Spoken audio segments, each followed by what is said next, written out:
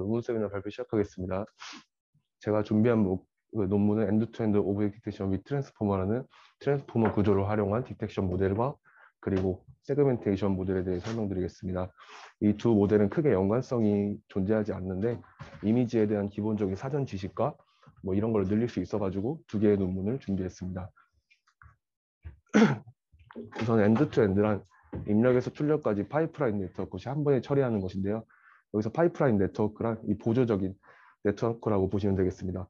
이거 음성인식에서 예를 들면은 오디오가 들어오게 되면은 이제 피처를 계산을 하고 그리고 음소를 인식하고 최종적으로 아웃풋을 거치는 세 개의 네트워크를 거치게 됩니다.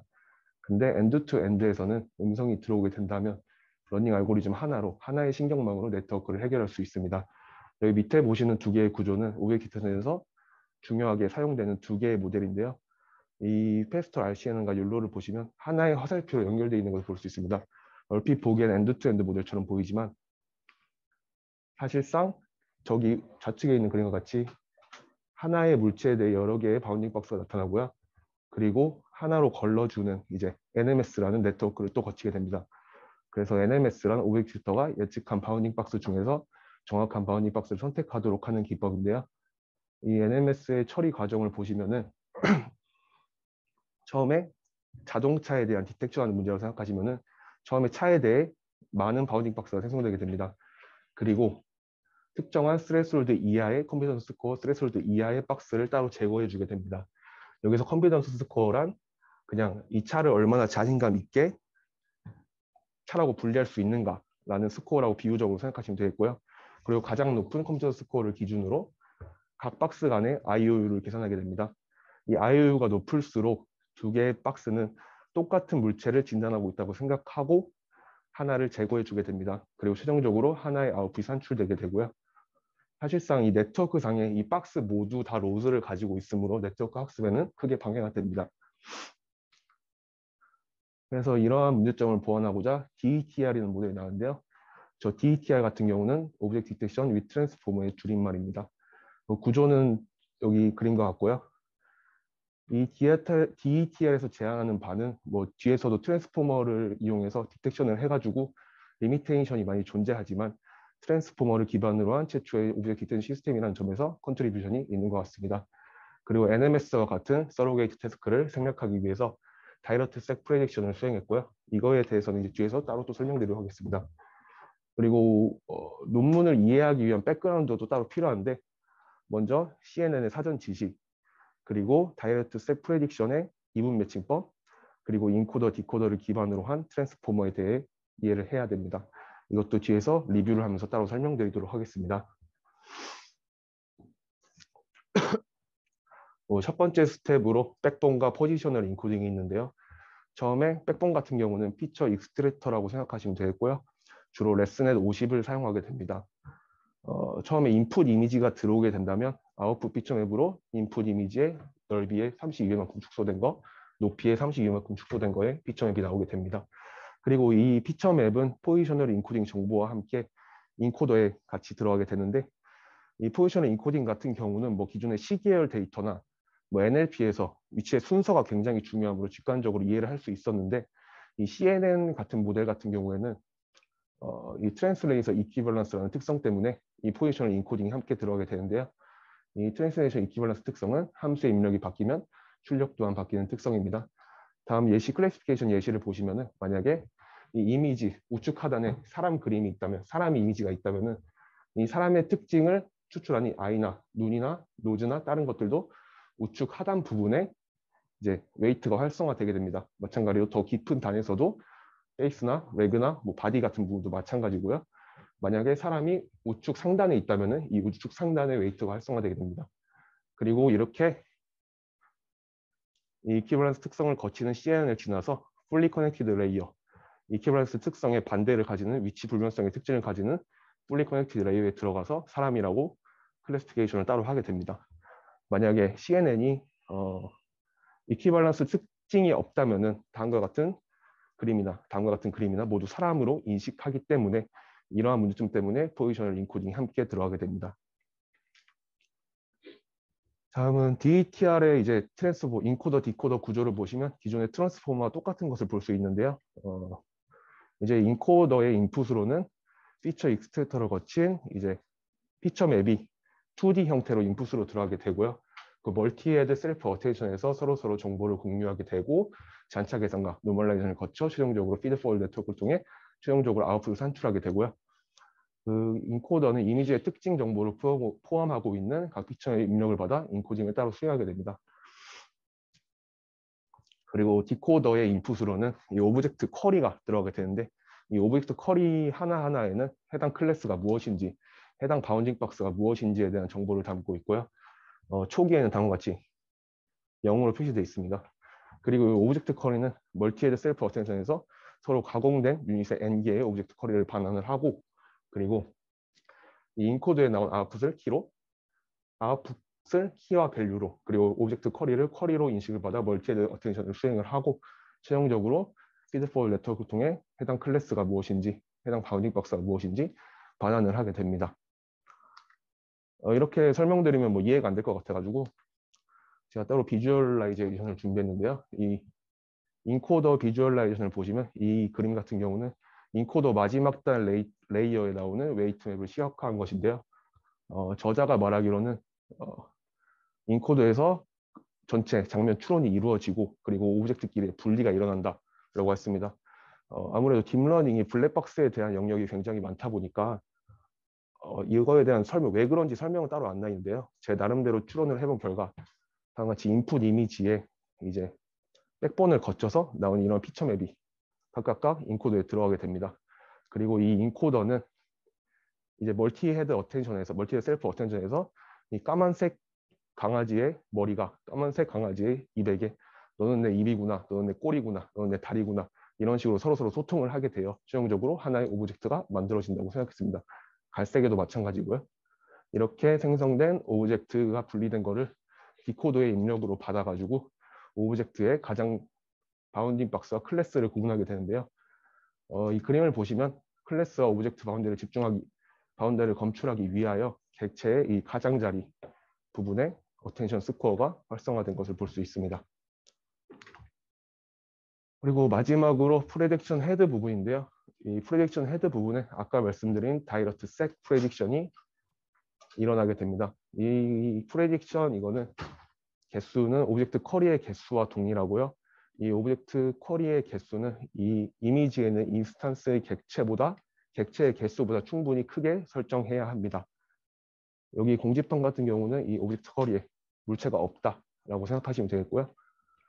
이 다이렉트 셋 프레딕션은 아까 말씀드린 NMS와 반대되는 말로 NMS 같은 경우는 물체에 대해 바운딩 박스가 여러 개 생성된다면 하나의 바운딩 박스를 간접적으로 선택하는 것이라면 다이렉트 셋 프레딕션과 그라운드 트루스를 1대1로 이런 식으로 매칭하게 해가지고 쓸데없는 로스를 계산하는 과정을 줄일 수 있고요. 그리고 이제 후처리 과정 또한 줄일 수 있습니다.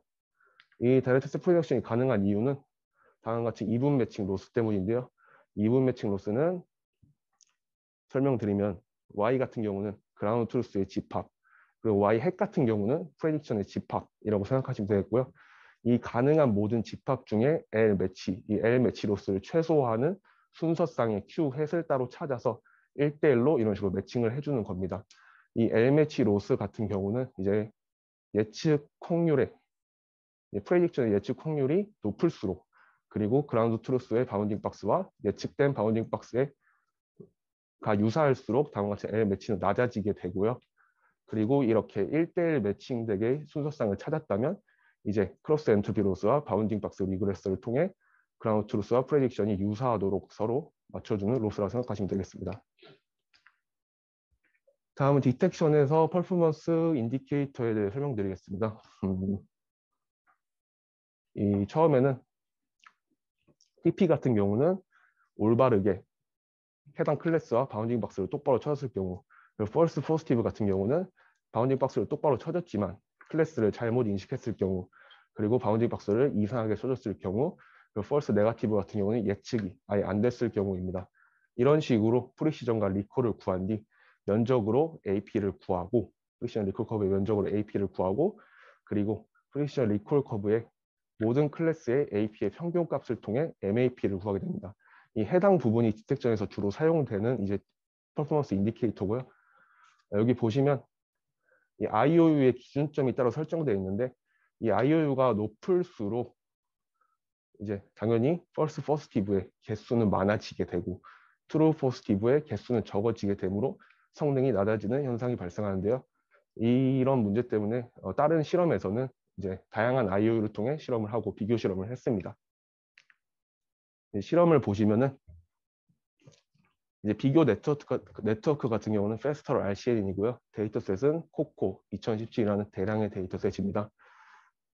여기 보시면 이게 아까 말씀드린 IOU를 0.5로 했을 때, IOU를 0.75로 했을 때 AP입니다. 아까 말씀드렸듯이 IOU 0.75일 때 더 성능이 떨어진 것을 볼 수 있습니다. 그리고 APS 같은 경우는 스몰 데이터셋, 그리고 APM 같은 경우는 미디엄 데이터셋, APL 같은 경우는 라지 데이터셋에 대한 설명입니다. 여기 보시면 대부분의 경우에 DETR이 더 높은 성능을 보임을 알 수 있는데요. 뭐 AP75 같은 경우는 뭐 크게 차이가 안 나니까 이건 넘어가고 AP 스몰 사이즈에 대해서는 크게 차이가 나는 것을 볼 수 있는데요. 이 이유에 대해서 설명드리겠습니다. 이제 제가 아까 인코더에 대한 예시를 들어드릴 때 다음과 같은 피처맵이 들어가지고 오브젝트가 분리된다 이렇게 설명을 들었는데 사실상 다음과 같은 피처맵 같은 경우는 이게 CNN의 앞단에서 생성되는 좀 로컬하고 디테일한 정보입니다. 사실상 근데 이 인코더의 인풋으로 들어가는 피처맵 같은 경우는 백본이 레슨은 50이기 때문에 좀 더 글로벌하고 앱스트랙한 위치에 대한 정보만 담고 있는 피처맵이기 때문에 오브젝트 분리 당시에 글로벌한 컴퓨테이션만 따로 존재하게 되고 따라서 이미지의 로컬한 정보를 잡아줄 수 없습니다. 그리고 또 다른 단점으로 트랜스포머 자체 모델 자체가 좀 복잡함으로 트레인 시간이 오래 걸리고 많은 이미지 데이터가 필요하게 됩니다. 또 이 트랜스포머 자체에 어텐션이 많이 포함되어 있으므로 시간 복잡도 또한 굉장히 높아집니다. 네, 다음 두 번째 논문에 대해 설명드리겠습니다. 제가 선정한 논문은 유넷 3 플러스라는 논문인데 이 유넷 3 플러스를 설명하기 이전에 먼저 유넷과 유넷 두 번째 버전인 유넷 플러스 플러스에 대해 먼저 설명드리도록 하겠습니다. 유넷 같은 경우는 다음과 같이 컨트랙팅 플렉스와 익스펜딩 플렉스가 대칭적으로 이루어진 구조를 볼 수 있고요. 이 컨트랙팅 플렉스 같은 경우는 다음과 같이 이미지, 여기 다 CNN이므로 이미지의 전반적인 컨텍스트를 얻기 위한 네트워크입니다. 반대로 익스펜딩 플렉스는 여기 부분에서 정확한 지역화를 위한 네트워크라고 생각하시면 되겠습니다. 이렇게 두 개가 같은 레벨에 있는 인코더와 디코더에는 스키 커넥션을 통해 서로 연결해 주었는데요. 이렇게 스키 커넥션을 서로 연결을 하면서 두 개의 네트워크 간의 콘텍스트 정보와 로컬라이제이션 정보 간의 트레이드 오프 관계를 어느 정도 해결했다고 할 수 있는데요. 근데 여기 첫 번째 레벨을 보시면 인코더와 디코더 사이에는 엄청나게 많은 레이어가 존재하므로 인코더와 디코더 사이에 존재하는 시메틱 갭이 존재하게 됩니다. 이러한 문제점을 보완하고자 유넷 두 번째 버전인 유넷 플러스 플러스가 나왔는데요. 이 유넷 플러스 플러스 기저에 있는 가설 같은 경우에는 이제 피처맵, 인코더로부터 생성된 피처맵이 점진적으로 시메트리컬리 위치한 다른 피처맵과 점진적으로 합쳐졌을 때 이런 식으로 합쳐졌을 때 이 두 개 인코더, 디코더 사이에는 시메트릭 갭을 줄일 수 있다라는 가정에서 시작했습니다. 그렇게 함으로써 옵티마이저가 더 쉽고 빠르게 학습이 가능할 수 있습니다. 근데 이거 다 보시면은 여기 사이에 존재하는 건 다 덴스 컨볼루전 블락이므로 복잡한 커넥션으로 파라미터와 메모리가 엄청나게 증가하게 되었고요. 단점으로는. 그리고 여기 보시면 다 간접적으로 이제 엄청나게 많은 레이어를 통해서 연결되어 있으므로 풀 스케일에서 충분한 정보를 탐색하지 못해 예측하는 위치의 경계를 명시적으로 학습 못하는 문제가 발생되게 되었습니다. 그리고 해당 부분을 따로 확대해서 보았는데 여기 U 같은 경우는 다 업샘플링이에요. 그래서 업샘플링 과정에서 정보의 희석이 많이 발생하게 되었습니다. 그리고 이제 이미지 분석에서 스케일이 왜 중요한지 설명드리겠습니다. 스케일은 이제 이미지 물체 특징을 계산할 때 어떤 스케일에서 보느냐에 따라 전혀 다른 결과가 나올 수 있습니다. 다음 이미지에서 작은 스케일에서 봤을 때, 큰 스케일에서 봤을 때는 이제 집 구조, 집이 어떻게 생겼는지 전체적으로 볼 수 있는데 좀 더 작은 스케일에서 봤을 때는 집에 뭐 문이 어떻게 생겼고 창문이 어떻게 생겼고 벽돌이 어떻게 생겼고 이런 식으로 볼 수 있습니다. 그리고 다음과 같은 코너 검출 문제에서 작은 스케일을 봤을 때는 이 부분은 그냥 일직선으로 보이는데 큰 스케일을 봤을 때는 아 이거는 코너구나 이렇게 인식할 수 있기 때문에 이미지에서 다양한 스케일에 거쳐 표현을 하고 분석하는 것이 굉장히 중요한 문제임을 알 수 있습니다.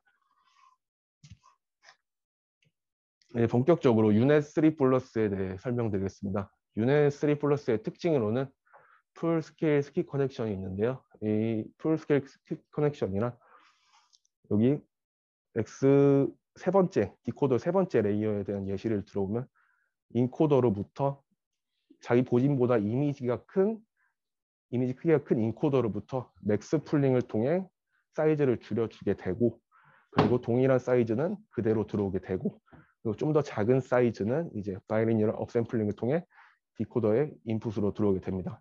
또 특이한 점이 이제 디코더 간의 스피 커넥션이 또 따로 존재하는데요. 이제 해당 부분을 통해 이제 컨볼루션 유넷 플러스 플러스 존재하는 복잡한 컨볼루션 레이어를 통하여 이제 간접적으로 스케일을 볼 수 있는 단점을 보완했다고 볼 수 있습니다. 그리고 유넷 3 플러스의 또 다른 특징으로는 딥 슈퍼비전이 있고요. 그리고 클래시피케이션, 가이디드 모듈, 그리고 하이브리드 로스가 있는데 이 부분에 대해서도 뒤에 리뷰를 하면서 따로 설명드리도록 하겠습니다.